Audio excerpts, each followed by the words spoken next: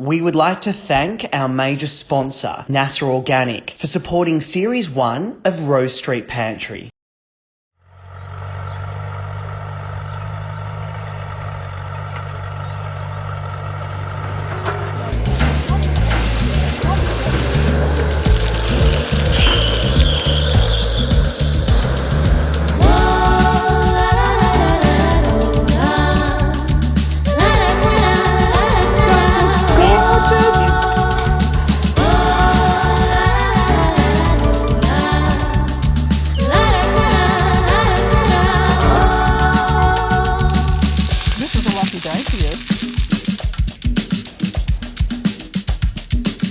Happy with that?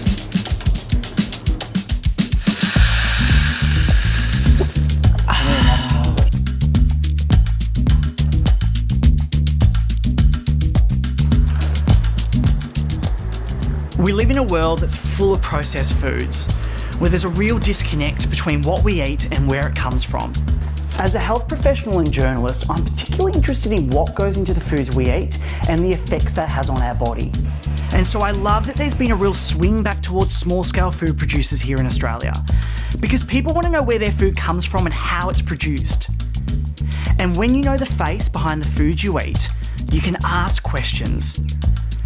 And it wasn't until I started engaging with my local producers that I came to realise just how much of an impact soil conditions, changes in climate, sustainable farming practices have on the foods we eat, and why eating seasonally is so important.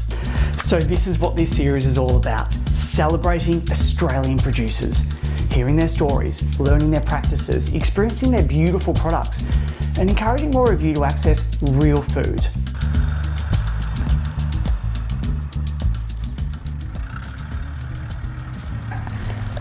It's crazy because wheat is kind of the foundation of human civilization. You know, we didn't really start living a sedentary lifestyle until we started growing wheat. Even the Indigenous people here in Australia, they were growing native grains for thousands of years, and they had really complex systems of growing these grains and grinding them with stones and turning them into bread and cakes.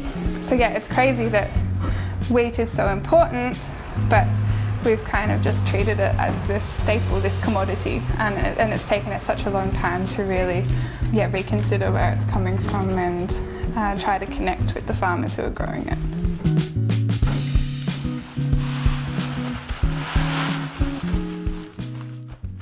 Have you ever thought about where the flour from your bread, cakes, or even pizza dough comes from?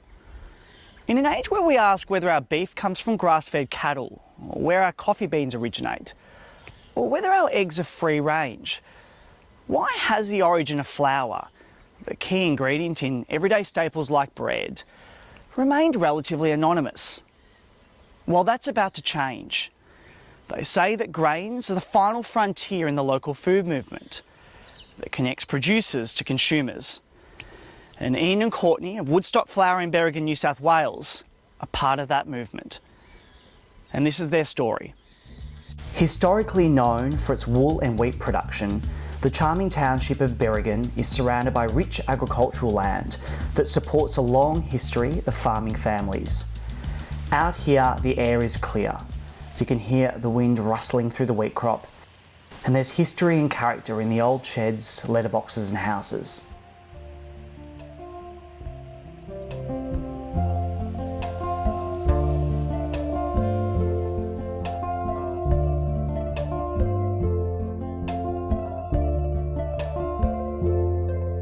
I grew up here at Woodstock. Both mum and dad came from farming families around here. And yeah, I really loved growing up here on the farm. Always had chooks and pet lambs and all sorts of things, and building things and making cubby houses. But I always sort of saw myself as being a farmer. I couldn't think of any other job that I'd really want to do. But I really wanted to learn about how to bring a bit more into farming than just doing what Dad's always done.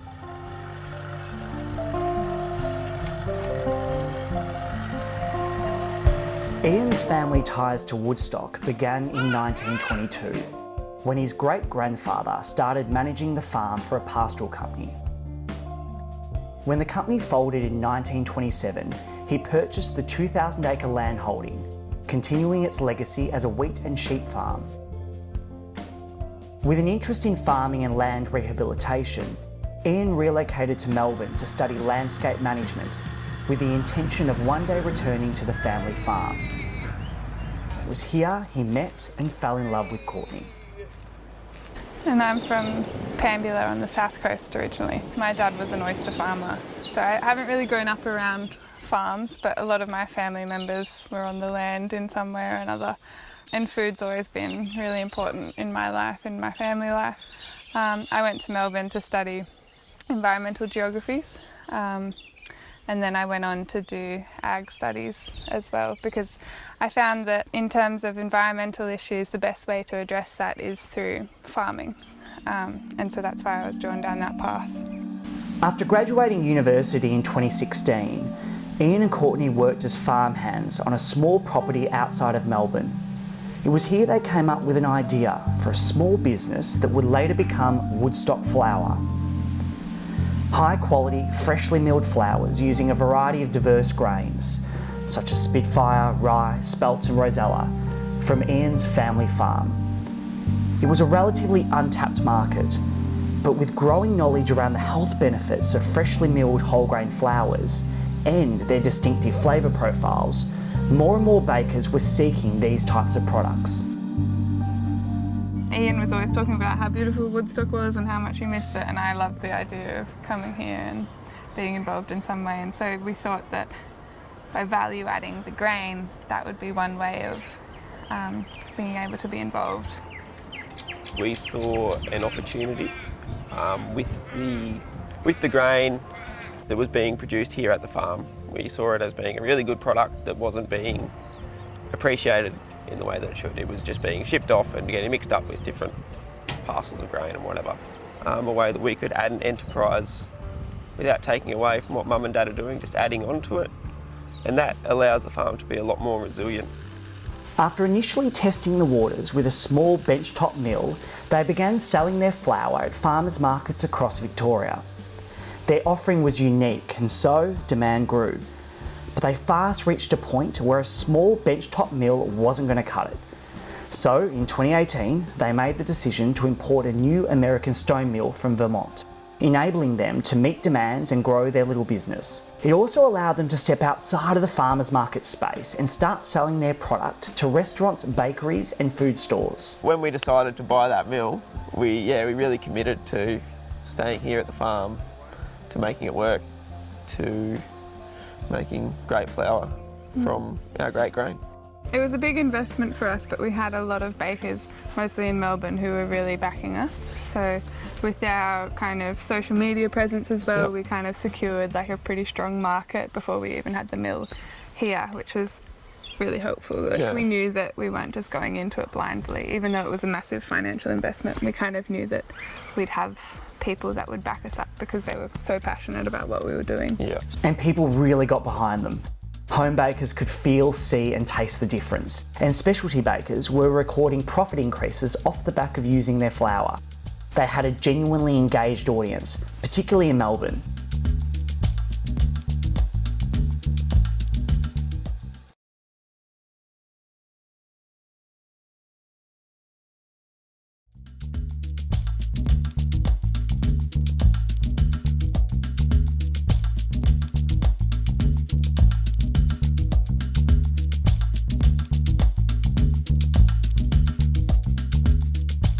The way that we've structured our business is that we wanted to be milling 1 week a fortnight for a Melbourne market and the other week a fortnight for our more local community here. And so we've reached capacity quite quickly with our Melbourne market, which is great. But the local market's been a bit slower. A bit steadier. Yeah. You said earlier before that you wanted to get to a point where you just serviced clientele within 2 hours of the farm. I find that really interesting, particularly when places like Melbourne are such a thirsty market for you at the moment. Yeah, it's just at the moment time consuming for us to get to Melbourne, and like the food miles, like the diesel involved to get our flour to Melbourne is a lot. Yeah. So ideologically, we'd rather be serving our local community because that means the flour is fresher. Yeah. We don't have to travel as much. And it's more of a, like, if we can feed our friends and our families, like, or our friends' families, and, you know, like, have a bit more of a connection to the, if we know the people who are eating it, and they can come out here easily, and Yeah. I don't know, it just seems right though to be feeding your community. People from Melbourne can come up and visit, get some special Woodstock flour. Yeah, we've had we could go down the route of like getting a distributor to distribute our flour for us to Melbourne, and we wouldn't have to do the delivery run ourselves, but we prefer to, even though it is kind of exhausting to do it every fortnight, we prefer to have that connection with our bakers and be able to talk to them directly and ask how it's going, because there's so many variables in our flour milling process and in our growing process that we like to be really in touch with what's going on. And we love the feedback too. It's so nice when people can give you bread that they've baked from our own flour, and it's really rewarding to actually have that direct contact with our consumers. And I suppose by reconnecting with your local community and supplying your local community and educating your local community, you're kind of just reigniting that flame of small scale family farming and encouraging young people to return to farms. Make people around here proud of what we can produce here. Like, this is the best you can get here. Let's enjoy it. Yeah, I'd like to think that we're setting an example for other young people, that they can come back to their family farm and have their own kind of enterprise within the larger enterprise. Yeah. And so, looking forward, what does the future hold for Woodstock Flour? The main thing that we're focusing on is like improving our processes. So we want to have solar powered energy for the mill. We want to be improving our sowing techniques. Definitely want to be farming in a more sustainable way. There's lots of room for improvement. And I feel like a lot of your energy as well is going into educating your local community. Yeah, that's definitely part of the long-term plan, is to really push ourselves onto the local people so that they can see the difference.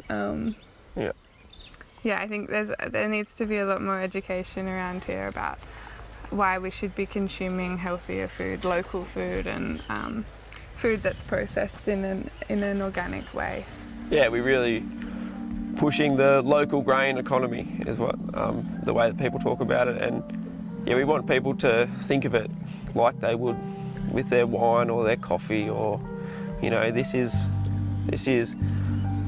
spelt, or this is Corazon from Woodstock Farm, Berrigan, New South Wales. It has these specific characteristics, like our rye. We had one baker say that it smelt of lavender, you reckon? So if we can have people who think about their grain a little bit more, instead of it being the forgotten part of their meal, just carbs, think about it as part of it has something to offer.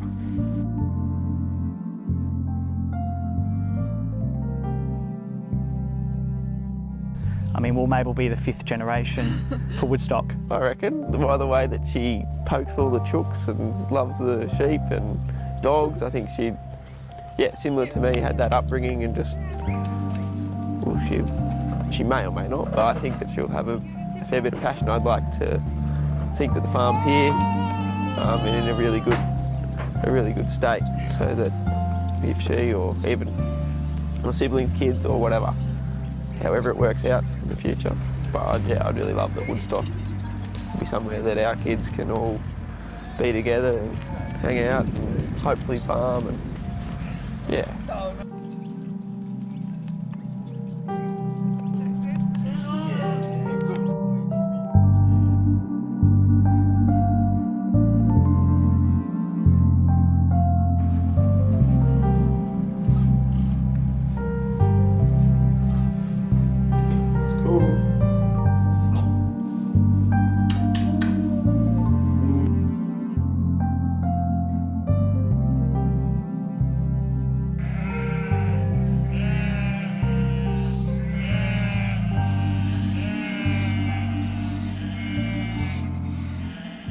It all comes back to knowledge. Ian and Courtney have encountered an attitude that food should be cheap, easy and consistent. But if we want agriculture in Australia to thrive, we need to start rethinking the value we ascribe to food. When you see the time and consideration that goes into every bag of Woodstock flour, it makes you wonder why we haven't thought about the origin of our grains earlier. Because flour isn't just flour, and the regionality of our grains should be celebrated in a similar way to things like wine. So the question is, how much are you prepared to pay for a dietary staple that's nutrient-rich, full of flavour, free from herbicides and synthetic fertilisers, and that supports small-scale farmers that are trying to make a difference?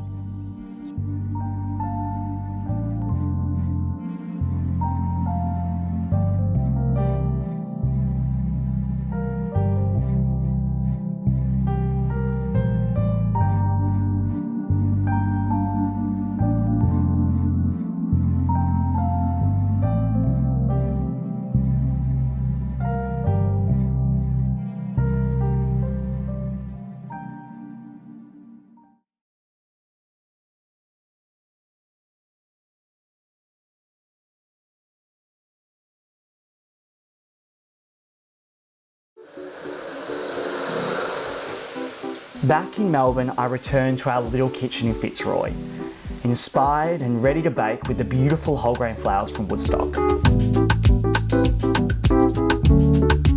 And joining me is small-scale producer and crumpet extraordinaire, Josh, who specialises in whole grain sourdough crumpets.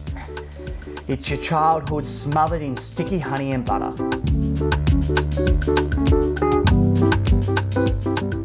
So now that we've seen grains being grown and then milled, we really wanted to show you how to use some of these beautiful whole grain flours at home. And I thought, who better to ask than the man that fuels my terrible carb addiction?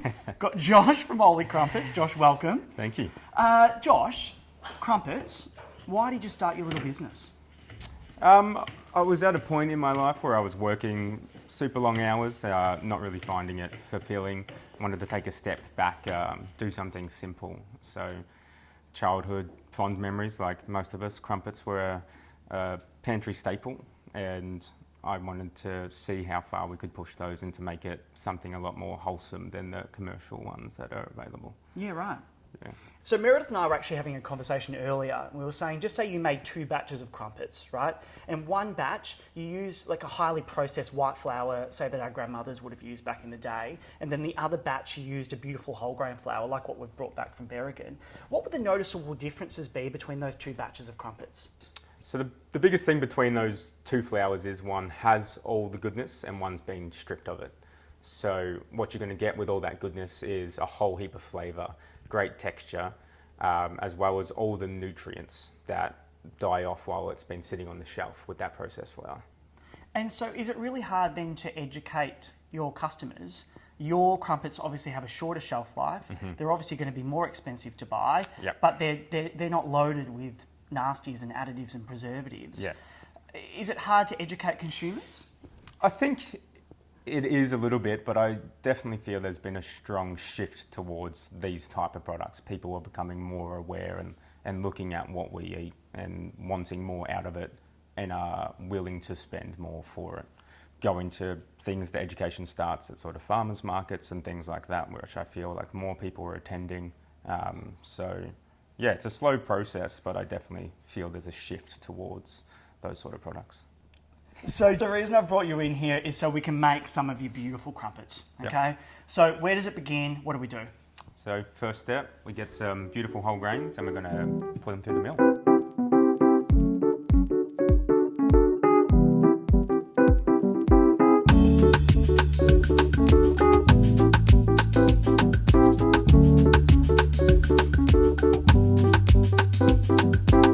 Now we've got our freshly milled flour, and all we're going to do now is add some starter and some water.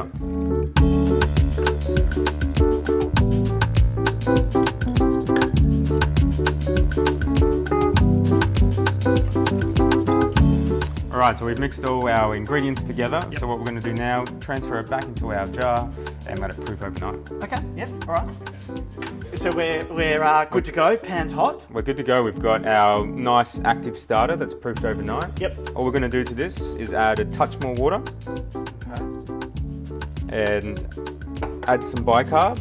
And now the reason we're adding the bicarb is our starter's nice and acidic. Okay. Bicarb is alkaline, so what's going to happen is this great chemical reaction causing CO2, and it's going to bubble up like crazy, and that's how we achieve those characteristic The little holes honeycomb. in the crumpets. Yeah, right, okay. So all we'll do is whisk that together. You can already see it bubbling, can't you? Yeah. Now they only need a touch of bicarb because the starter itself is nice and active. Amazing. I love these little pans. They're really cute. Yeah, they're great. So all we'll do now is... You just grab me the ladle, please. Oh, yes, of course. There you go. Thank you. Okay. Sizzling. I think I dropped some water on the way over there. And now we'll just add a ladle into our nice hot pans. Oh. Josh, I think I fantasised over this. Eating these hot crumpets straight off the stove. That sounded so bad. Eating crumpets straight off the stovetop. All I dream about is crumpets. Still, after all these years? Yep. There we go. So now all we're going to do is let these sit for about 7 to 10 minutes. Depends on the temperature of your stovetop. Yep. And they'll be ready to go. Okay, perfect.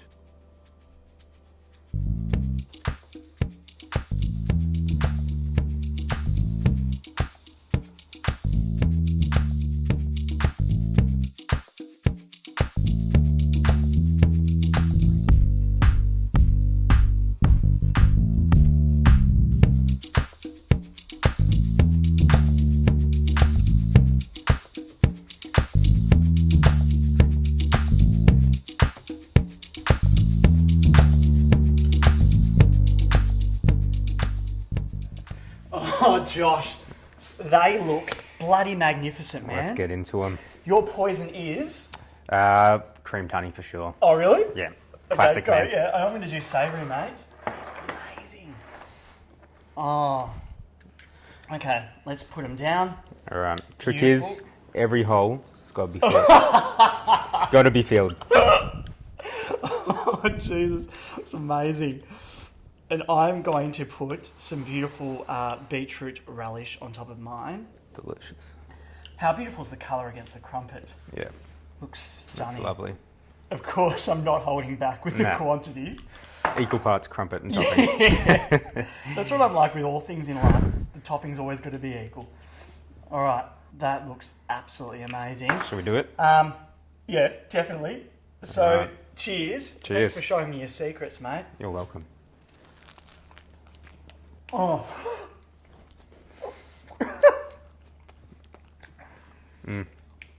Man, that is magnificent. It does not get old. It doesn't. No, not for someone that eats it every day either. Well, mate, I'm going to talk with my mouth full. Thank you so much for today. You're welcome. Thanks for having me. It's been magnificent. All right. Cheers. Cheers. Carbs for life, guys.